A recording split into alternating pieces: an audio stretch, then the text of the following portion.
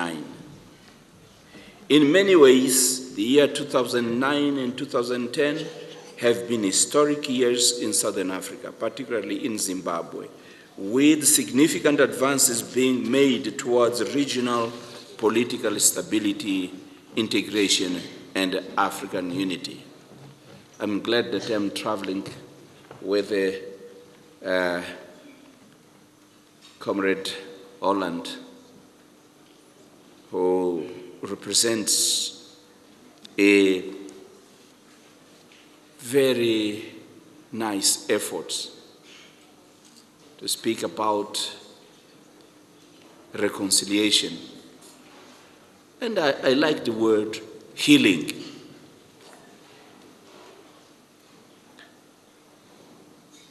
So it's a very nice step, because really the mediation is good, but if there's no goodwill in the country, if it's not the whole country working towards that reconciliation, any results will not be sustainable.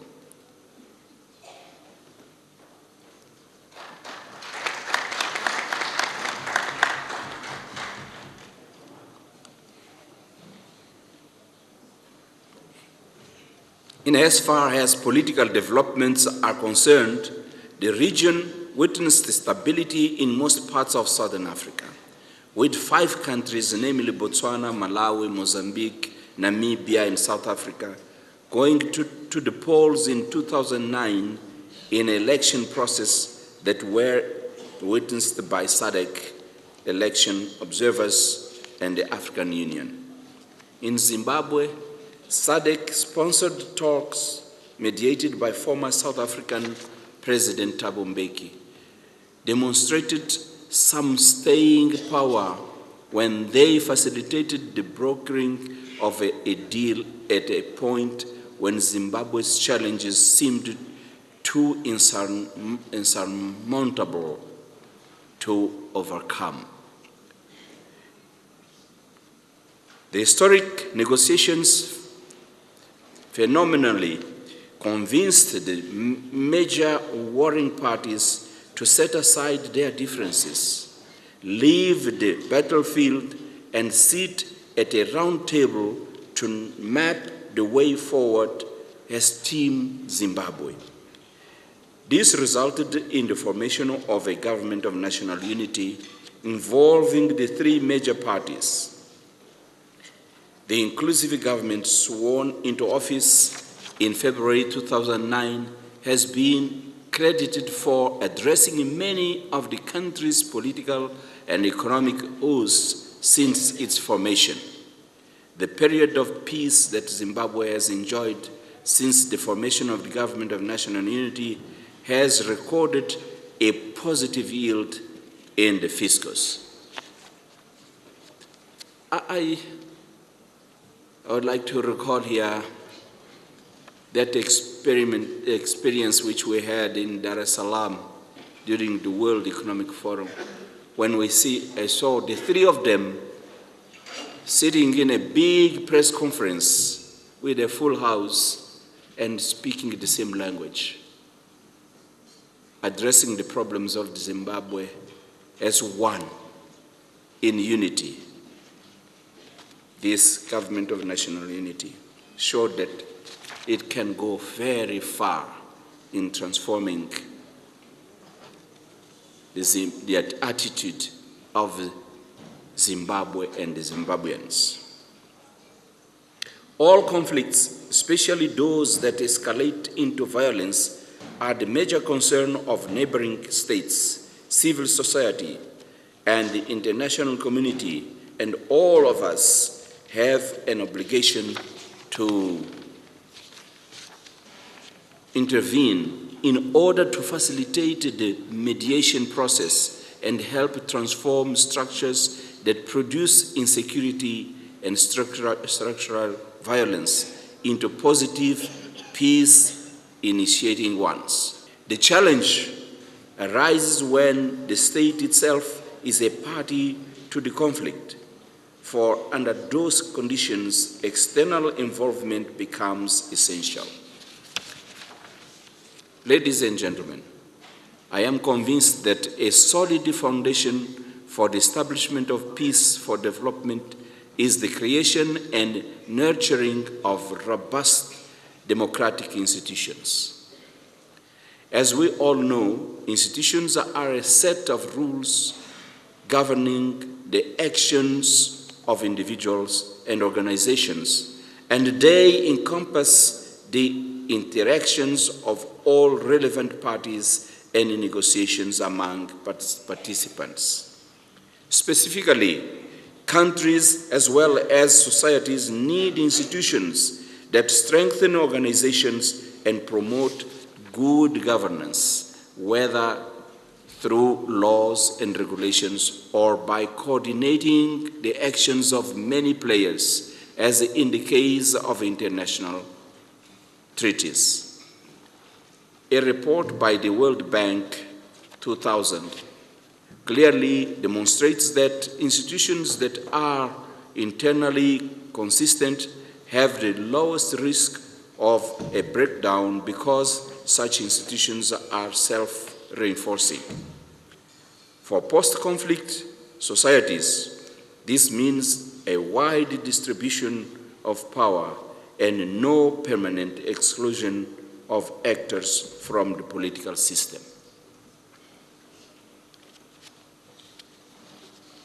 Let me give you a sneak preview of the cost of conflict. Ladies and gentlemen, before I highlight the profits of peace, I wish to embark on a journey with you, an unpleasant yet revealing journey, in which I shall endeavor to give you a sneak preview of the unattractive cost of conflict.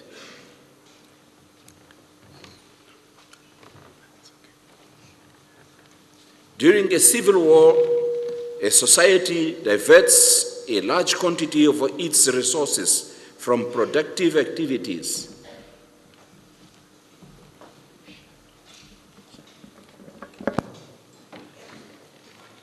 During a civil war, a society diverts a large quantity of its resources from productive activities to destruction. This consequently causes a double loss: the loss of what the resources were previously contributing and the loss from the damage that they now inflict. The diversion of resources to the war efforts often causes a decrease in other public expenditures, such as those on infrastructure, health, and education. During the conflict period, and at times immediately after, as was the case in Rwanda and Uganda, the rebel forces tend to target physical infrastructure as part of their offensive strategy. The main targets are the opponent's communications and support systems, for instance, telecommunications, airports, ports, roads, and bridges. Housing, schools, and health facilities are also plundered and destroyed. Moreover, as the study in my country, Mozambique, has indicated, the cost of the so-called civil war, which in fact was a destabilization war, can be, to say the least, incredibly prohibitive. About 40% of Mozambican immobile capital in agriculture, communications, and administration sectors was destroyed. 40%. The pre-war transport system had been one of the largest foreign exchange earners, as goods were transported to and from the neighboring landlocked states of Malawi, Swaziland, and Zimbabwe. In fact, 208 out of 222 units of rolling stock were lost or damaged between 1982 and 1989. Sadly, a substantial cost also arises from the fear that violence generates in any society. Frightened people tend not only to shift their capital out of the country to environments where the return on investment has not fallen, but more ominously, they tend to flee from their homes. During the 1994 Rwandan genocide, for example, the fleeing Rwandan government looted about 24 billion Rwandan francs and substantial amounts of hard currencies from the central bank. In addition, an estimated 1 million men, women, and children were killed over a 3-month period. The genocide also produced about 3 million refugees and 4 million internally displaced persons out of a total Rwandan population estimated at 7.7 million. These are the reasons why we praise peace. We praise the peace in Zimbabwe. Furthermore, frightened people also tend to lose their valuable assets in the process. For instance, less than a fifth of the 1980 cattle stock in Mozambique remained by 1992. 1/5. So, cattle were lost under varying circumstances. To start with, rebels stole cattle to feed their troops. They also killed large numbers to spread terror and pandemonium. Furthermore, due to the indirect consequence of warfare, namely a lack of adequate feed and veterinary attention during the war, many cattle died. Faced with the prospect of such losses, people tried to protect their assets by shifting wealth abroad. The Rwandan case has amply demonstrated how the fleeing state official can disregard ethical obligations and ransack national coffers. The more direct effects of civil war are the fatalities and population displacements.